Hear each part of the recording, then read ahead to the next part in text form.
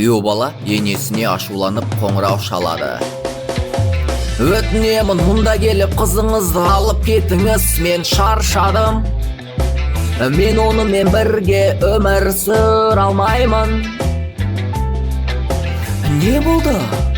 Деп сұрайды енесі алаңдап. Күйеу бала, не болды? Не болғанын айтайын сізге.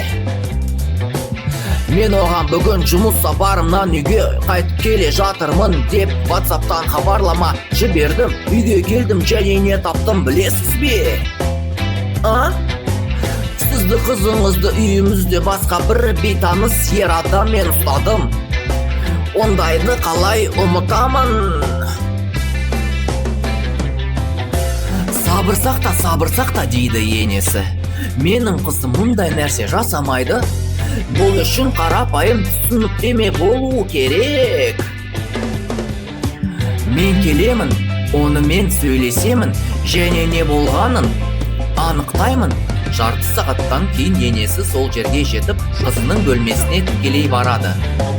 Бірнеше минуттан кейін ол күлкімен оралып, күйеу баласына айтады.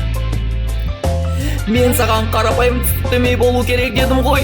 Ол деген сенің WhatsApp'пен жіберген хабарламаң болған жоқ екен.